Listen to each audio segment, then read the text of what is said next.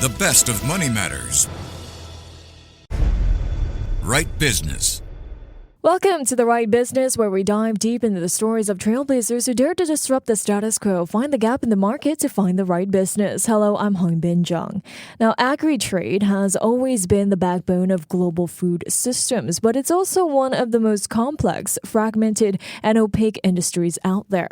With shipments crossing borders, changing hands, and moving through cold chains, it's no surprise that quality disputes, missing paperwork, and payment delays are still common. And in a world that's demanding more transparency, traceability, and sustainability from farm to fork, the need for connected, verifiable trade data has never been more urgent.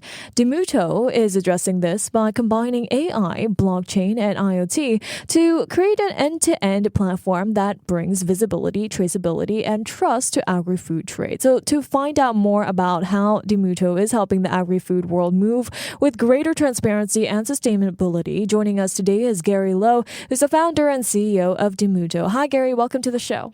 Thank you very much. Pleasant to be in the show. Thank you so much for joining us. Gary, you've made a fascinating transition from running a global fruit and vegetable distributor to building a tech-driven platform for the agri-food industry. What were the key gaps in the agri-food trade ecosystem that you observed which led you to create DiMuto?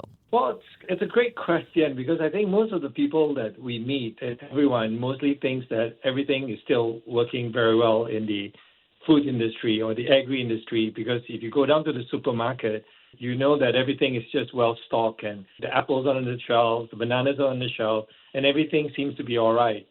But actually, if you look at it beyond that, the reality is that food losses, for example, on food waste alone is about 30%, resulting in almost $800 billion worth of losses.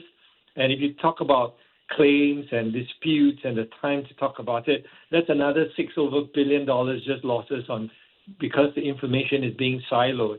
So when you look at the transition of trying to make sure that we put technology into this, is because at the end, we needed to make sure that the problem that is not often seen by people needs to actually be resolved. And this is where DiMuto was set up to sort of like get rid of that messy middle that we don't really see about it and make it a lot more seamless in a way that you can actually operate more efficiently and turn something that was food waste into something that is a bit more profitable. Well, then, can you give us a quick overview of how DiMuto actually works and how it's transforming the way global agri-trade is done? Well, traditionally, most of the information, like I said, or even the produce are all worked in silos. For example, when something is being grown in a farm and when it's harvested and when it's packed and then when it's shipped out, basically the people who grow it and the people who ship it out, the minute it leaves their farm or the pack house, they don't really know what happens to it. It just goes onto a ship or goes onto the air and then or go to a truck and then it lands onto the other side. And if anything happens on the other side, from a buyer perspective, from a distributor, from a consumer perspective, they don't really know what actually happened. And that's because it could be a quality problem, it could be a shipper's problem, it could be a storage problem. And at the end of the day, what happens is people just blame the farmers or blame the packers for sending them bad stuff, when in truth, it could actually be anywhere along the supply chain that has actually caused the problem. So what DiMuto has done is to ensure that if I could see what was being packed and be able to trace everything from the day it was packed and then go back to the farm to know that it came from the right place, and then from there follow that journey of that box all the way to the end consumer, then I think that changes the game, and that's what we've been doing. Well, DiMuto solutions, I believe, are built on three key pillars: marketplace, trade management, and trade financing, each tackling a different pain point in the trade process. Could you break down what these pillars look like in action and how they help agribusinesses run more efficiently and sustainably? Yeah, so when we looked at it and thought about, okay, we know that there is a problem on the back end, and how do we solve it? But previously, I found that most people would solve it in silos. That means they get a solution and they sort of like solve the problem in that silo. So people who do farm app or farm satellites or yield or soil health, it's very much targeted at the farm level. Well, the way we looked at it and say, look, at the end of the day, we want to make sure that it's trade, especially agri-trade, which is perishable, it is a movement of goods and a movement of money. So what you want to do is to make sure that the goods actually arrive with the quality that you want to make sure that it's not gone to waste. And of course, payment is actually paid correctly. So when we put these three pillars together, really the first main pillar that we built was what we call the trade management solution. And this is where all the technology actually sits. It allows us to build the IoT device, it builds the cloud, it gives us the blockchain and put all the AI on data. So that's what we do, making sure that you build a platform that could be fully integrated to the trade. And then the next pillar that we have is what we call the marketplace, which is effectively a marketplace where buyers and sellers, and it's a private marketplace where verifiable market buyers and verifiable suppliers are on there, where we can now communicate what is it that you need and what is it that you can supply, when and how to the specification that you need. And then finally, the last pillar, which is probably one of the most important pillars as well, to make everything click, is trade financing. Because one of the problems in our trade is that the farmers and the people who pack the fruits needs to pay the pickers almost instantly cash. But if you pick the fruits and pack the fruits and you send it out, usually it takes about 30 days before you get paid, 30 to 60 days. And this cash flow issue has always been a problem. So if we have the data to see what was picked and then the data to see how it was well received, then releasing the payment much earlier rather than the 30 days would actually reduce that financing gap. And so that's the ecosystem we have built with the three pillars that we have. Very interesting. Well, a key differentiator of your business is your AI-powered marketplace assistant, which helps buyers find the right products from trusted sellers fast, kind of like having a smart procurement assistant that, learns what you need and when. So how does this AI assistant actually work in practice? Could you share some examples?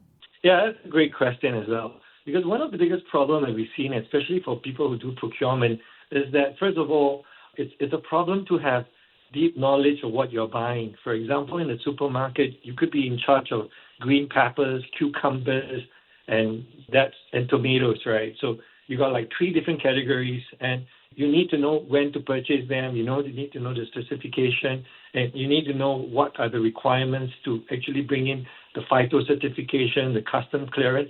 So one of the biggest problems we see is that there is actually a high turnover in this industry as well.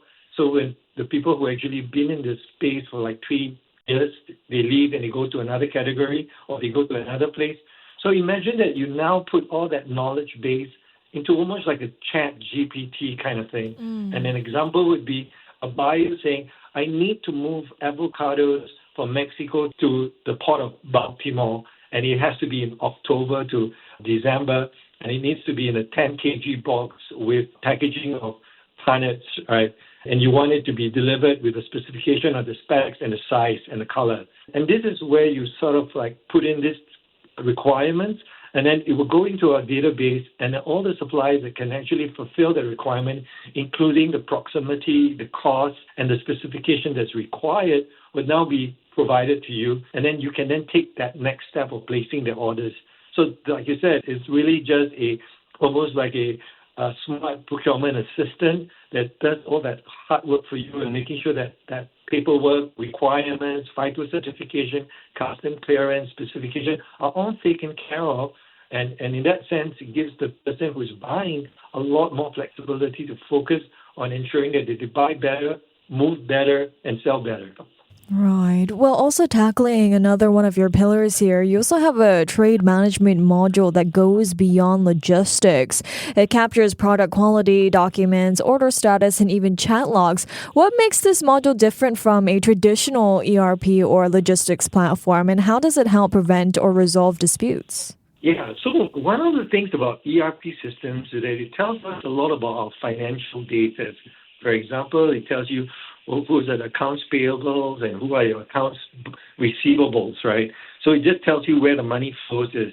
But a lot of the time, we don't really know what happened of that trade. And I'll give you an example. So presenting that you buy something and then someone says, oh, no, Gary, the one I wanted to buy was this avocado, but you gave me a different kind of avocado or there were some quality issues, so I'm going to pay you less. So this is where we're just saying you don't just pay people by saying I will pay you less without exactly knowing why are you paying me lesser than the amount that I've invoiced it.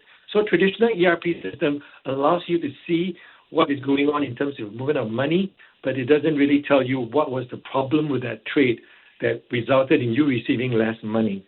Now, the other part about logistics platform is it's wonderful to tell you where your avocados are moving from A to B, but most of the time they don't tell you the conditions of the avocado when it was moving from A to B or when it arrives at B. So the way the platform in the trade management module has done is to allow us to put all this information into one platform rather than traditionally we would have emails going into our shipping department, then we have one in the document department, and the finance team would have the different sets of information. The operation team would another have the inventory management system. So it's this kind of like siloed information within an organization that has actually been something that we've been solving to put everything into one platform. That's very interesting. Well, Gary, your trade financing solution also helps suppliers faster access to working capital based on verified trade data. How does your platform de-risk trade financing for lenders then? And what kind of financing terms can users expect once their trade data is on-chain? Yeah, this, as we said before, is really a big key component of what we can do. The difference in the past is that most of let's take traditional bank, right? A traditional bank would do some form of trade financing if the thing is not perishable.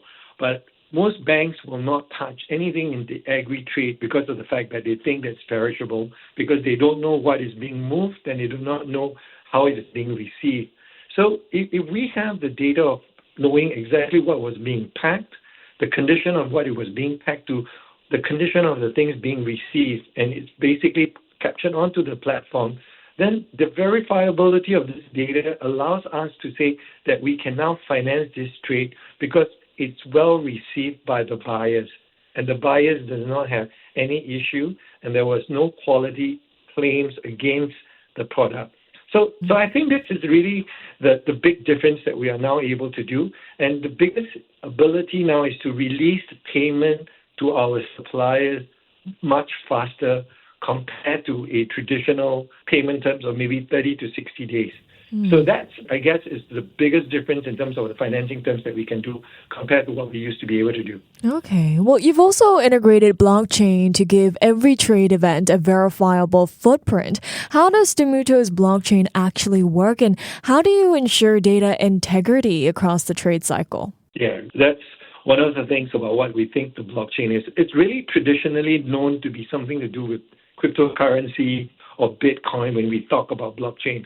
But the way we look at blockchain is almost a fancy Excel spreadsheet. It basically allows you to put something onto an Excel spreadsheet that cannot be changed. It's something that you can now share. So what this does is that it doesn't prevent fraud or it doesn't prevent people to do things that are wrong. That means you actually have a blockchain that does the reverse. You know when things goes wrong, who did the wrong thing. So it's not error-proving the trade, but you are actually having the ability to prove the error of the trade. So that's kind of like the way we look at the blockchain. It's ensuring that, if you put a fake document or if you put something that's not truthful onto a blockchain, then you're sort of like caught red-handed and it's time-stamped and you know who did it and you can't change it. So I guess that's really where the practicality of using that blockchain is. Well, since 2019, DiMuto has tracked millions in trade value across more than 10 countries and helped businesses de-risk complex supply chains. So, Gary, before I let you go here, what can we expect from DiMuto in the coming months? Any upcoming expansions, new product launches, or partnerships in the works? Yeah, in fact, what's happening in a couple of weeks, with all the tariffs, when you hear that certain days you're going to have certain tariffs of 25%, and next day you're saying it's going back to 10%. Now, the world has changed significantly in the global trade, right? So But when it comes to the agri-trade, this has actually disrupted even further. So in the days when we had COVID, that was really one of the wake-up calls that supply chain disruption is a big, big problem. And then, of course, we had climate change adding to it. And, of course, the war and the uncertainty over the Suez Canal causing our produce to actually go around the Cape of Good Hope. So those are the kind of issues that we were dealing with. But now with tariffs has been added into it, we are actually seeing the demand to ensure that your supply chain is not disrupted, food security, food safety, ensuring that you know what you're actually buying before it actually moves. We need almost like a precision kind of trading system that allows you to know who you're buying from that can actually come in. And at the same time, this has also given us a huge opportunity because the suppliers are now starting to say, hey, I can't rely on just going into one market. I need to now start to find alternative markets access. And this is also something that I think in the coming months, you'll see DiMuto actually opening up new markets, new products. For example, maybe Mexico grapes coming into Singapore, which previously were not coming into Singapore because it just goes straight to the U.S. And the other way is suppliers from Vietnam, China, Thailand, instead of going to the traditional markets, they're saying, can we actually now find alternative as well?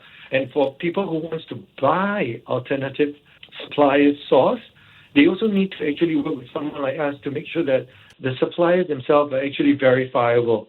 So I think in the coming months, I think the work that we are doing is going to be clearer and crystallized in a way that we're going to basically be able to see a more coherent kind of trading system in a not very coherent world at this moment. Well, thank you so much, Gary, for joining us and telling us more about DiMuto. Thank you so much for this opportunity. Thank you. That was Gary Loh, who's the founder and CEO of DiMuto. This has been The Right Business with me, Hongbin Jeong. To listen to more great interviews, download our podcasts at audio.sg or download the audio app. That's AWEDIO, audio at the App Store and Google Play.